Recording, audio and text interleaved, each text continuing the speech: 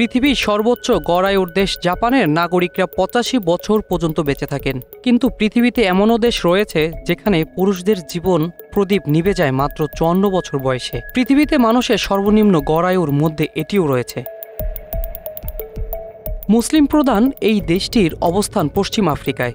রয়েছে তাদের হীরাসহ আরও দামি দামি ধাতব খনিও। তারপরেও তারা রয়েছে দরিদ্র সীমার সবার নিচে। বলছিলাম পশ্চিম আফ্রিকার দেশ রিপাবলিক অব সিয়েরা লিওনের কথা। ১৯৬১ সালে ব্রিটিশদের কাছ থেকে স্বাধীনতা লাভ করে দেশটি। ব্রিটিশদের অত্যাচারে সিয়েরা লিওনের জনগণের জীবন ছিল দুর্বিষহ। তাদেরকে খনি শ্রমিক হিসেবে কঠোর পরিশ্রমে বাধ্য করা হতো। স্বাধীনতা লাভের পর দুর্নীতি ও অপশাসনের কারণে ১৯৯১ সালে গৃহযুদ্ধ শুরু হয় সিয়েরা লিওনে। সেই যুদ্ধ দীর্ঘ ১১ বছর লেগেছিল। জাতিসংঘের হস্তক্ষেপে ২০০২ সালে দেশটি শান্ত হয় এবং নতুনভাবে যাত্রা শুরু করে।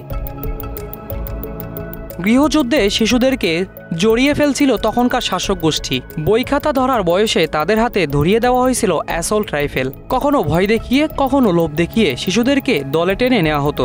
তাদেরকে নিয়ে গঠিত হয় চাইল্ড সোলজার বাহিনী, যাদের অস্ত্র দিতেন বড় বড় খনি ব্যবসায়ীরা। যুদ্ধে প্রায় ৫০,০০০ মানুষ মারা যায়।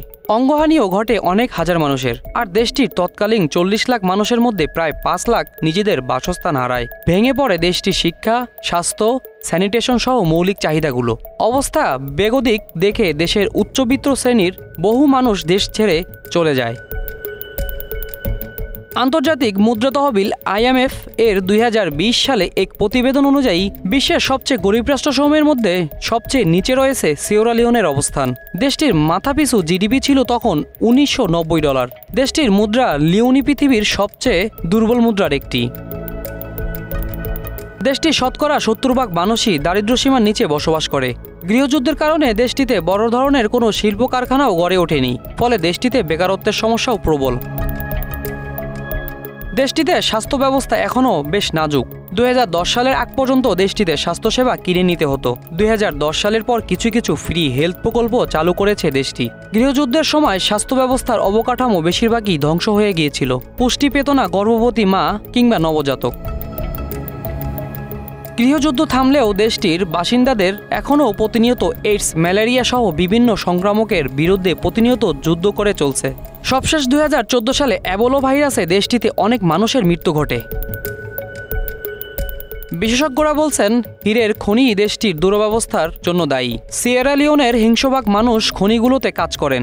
বিনিময়ে যা পারিশ্রমিক পায় তা খুবই সামান্য। অন্যদিকে জীবনযাত্রার ব্যয় ছিল তুলনামূলক অনেক বেশি। ফলে সঠিকভাবে পুষ্টি গ্রহণ করতে পারেন না তারা। এসব কারণেই দেশটির পুরুষরা ৫৪ বছর এবং নারীরা ৬০ বছরেই মারা যান। দেশটির গড় আয়ু ৫৭.৩৯ বছর। যদিও এর আগেও বার্ধক্য পেয়ে বসে তাদের। কর্মদক্ষতা হারান অধিকাংশই মানুষ। Bangla affairs news desk.